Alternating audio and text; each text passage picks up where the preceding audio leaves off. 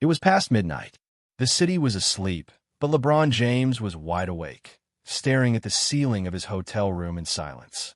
No arena noise, no teammates, no coach, no cameras, just silence. And silence can be deafening when you're the man expected to carry the world. He was supposed to celebrate tonight. Another win, another LeBron performance, another highlight reel. But none of it mattered anymore, because deep down, he was drowning and nobody knew. Not even Savannah. He hadn't told her everything. Not about the numbness in his chest. Not about the mornings where he struggled to find a reason to get up. Not about the pressure that kept growing season after season, decade after decade.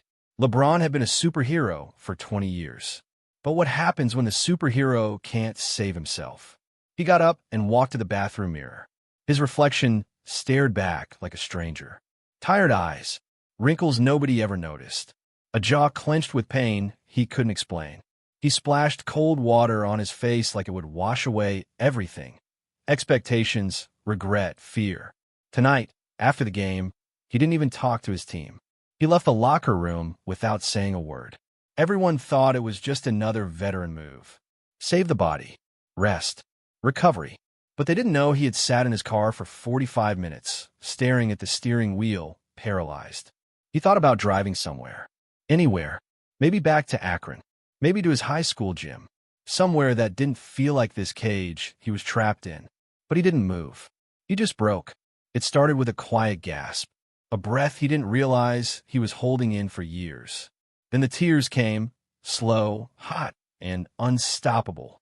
He collapsed to his knees on the cold hotel floor. LeBron James, the king, was crying, and nobody was there. No one would believe it. He was the face of strength, of dominance, the icon who never cracked. But tonight wasn't about the league. It wasn't about records. It wasn't about legacy. It was about the weight of being everything to everyone. A father, a husband, a leader, a teammate, a mogul, a black icon, a cultural pillar. And somewhere in all of that, he had lost himself. Nobody had asked how he felt. Everyone just assumed he was built for this, that he was born with armor. But what if the armor had rusted? What if the king was tired of wearing the crown? He looked around the room. No security, no media, no fans, just him. And in that quiet, broken moment, he whispered to himself, I don't know how much longer I can do this. Back when he first felt this, when he made the decision, when the world turned on him overnight. He remembered sitting alone in the locker room after their finals loss to Dallas. He had tried so hard to be the villain they painted him as. But inside, he was a kid from Akron, still just trying to do something great. Still trying to make his mom proud. Still chasing something he couldn't name.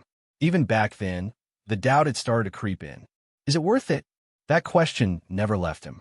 It just got buried under championships, endorsements, and applause. But tonight, it came back, louder than ever. David Stern called his name. With the first pick in the 2003 NBA draft, the Cleveland Cavaliers select LeBron James, 17 years old, smiling, suit too big, the world ahead of him, the dream alive. But nobody told him that night that this dream would cost him everything, his peace, his privacy, even his identity. They handed him a jersey that night, but they also handed him a crown. A weight, and that weight had grown heavier every single year. Back in the hotel room, LeBron stood up. He walked to the window and looked out at the city lights. Everything seemed so small from up here, the same way people looked at him, like a giant above the rest. But giants fall too. He thought about Bronny, Bryce, Jury. Would they understand? Would they forgive him if he ever stepped away? Or worse, if he broke so badly he couldn't come back? He hated the idea of quitting. Hated it. But he hated this version of himself more. The one who smiled in public and shattered in private. When the crowd leaves, when the lights fade, and the noise dies down, who's left to hold me together? Because right now, it's not me. LeBron sat on the edge of the bed, still shaking. His heart was racing, and his hands refused to stay still. He wasn't hurt physically, but emotionally, he felt wrecked. He was tired of pretending. Tired of walking into arenas like a warrior, when inside he was breaking piece by piece. He had done everything. Won rings, changed cities, built schools, mentored generations. But somehow, in doing all of it, he'd lost touch with the man. Not the legend. Not the brand. The man. Was there even room for LeBron, the human, anymore? He opened his notes app. It was something he did when he couldn't say things out loud. He typed, "I don't know who I am without this game, but I'm scared of who I'm becoming with it." He stared at that sentence for a long time. It felt like a confession to a diary nobody would ever read. Maybe not even Savannah. Because how do you tell people who admire you that you're falling apart? How do you tell the next generation, kids wearing your jersey, that you don't feel strong anymore? He flashed back to Bronny's text from earlier. "Pops, you killed it tonight. Made me proud again." He smiled weakly. Would Bronny still be proud if he knew his father had cried alone in a hotel room? If he knew the king didn't feel like a king anymore? He remembered the locker room after that series. Swept in 4. He played with a broken hand, carried the team on his back, and still, nobody said, "Are you okay?" They said, "Legend." They said, "GOAT." They said, "Come back stronger." But no one asked if he was hurting. Back in the room, LeBron tried to call Dwayne Wade. No answer. Tried Melo. No answer. It was 2:14 a.m. Even the ones who knew him best, they weren't there tonight. And for the first time, that absence felt loud. He thought about calling a therapist. But then what? Tell them he's tired? That he feels like a failure inside? Would they understand? Would anyone? He looked in the mirror again. Not as a player. Not as an icon. Just LeBron. And for a brief second, he wanted to be a kid again. Back in a small Akron apartment, playing Nintendo before fame took everything. Before the world asked him to be Superman every day. He whispered, "I miss that boy. I wish I could go back." But he couldn't. And that was the most painful part. They always said pressure makes diamonds. But they never said too much pressure crushes the diamond into dust. He woke up after only 2 hours of sleep. Body stiff. Head pounding. His chest still heavy. But the world was moving.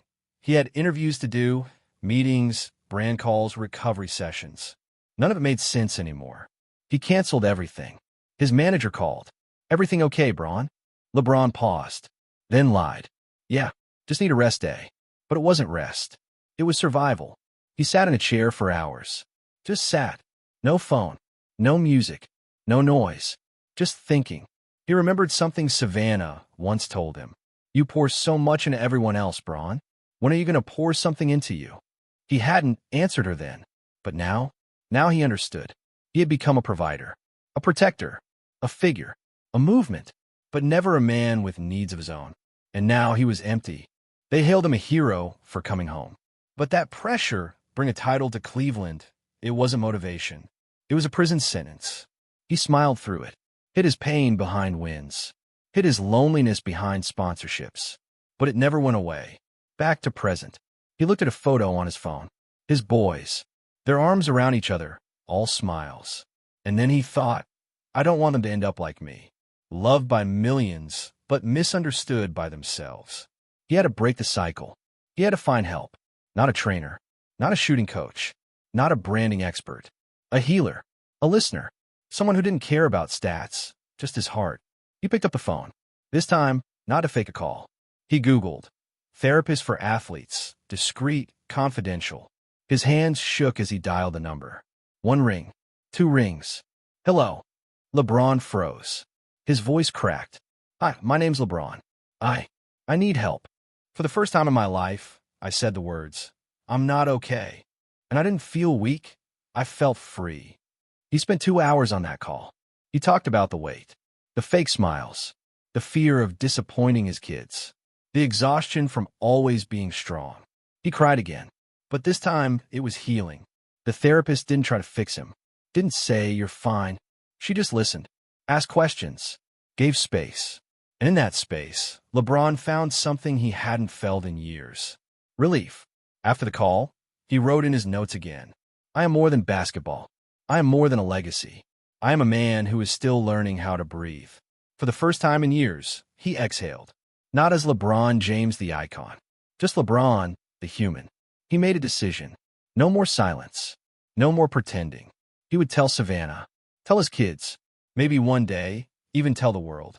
Because if he, a global superstar, could speak up about mental health, maybe someone else out there would feel less alone. He remembered the isolation, the silence between games. The moment he realized basketball had become the only place he felt in control. But that control came at a cost. Now, he didn't want control. He wanted honesty. He texted Savannah. "We need to talk. Not about basketball. About me." She replied instantly. "I'm here. Always." And for the first time in a long time, he believed it. They thought it was the night I broke down. But really, it was the night I finally stood up. The next morning, LeBron didn't hide. He met his team. He spoke with Savannah. He sat down with his kids, looked them in the eyes, and said, "Even dads feel lost sometimes. Even superheroes need help." They didn't judge. They hugged him, listened, loved him. That night, he returned to the court. Not with a mask, not with a fake smile, but with a calm in his eyes that hadn't been there in years. He didn't need to drop 40. He didn't need to prove anything. Just showing up as himself was enough. The crowd cheered. The cameras flashed. But in his heart, he wasn't performing. He was living.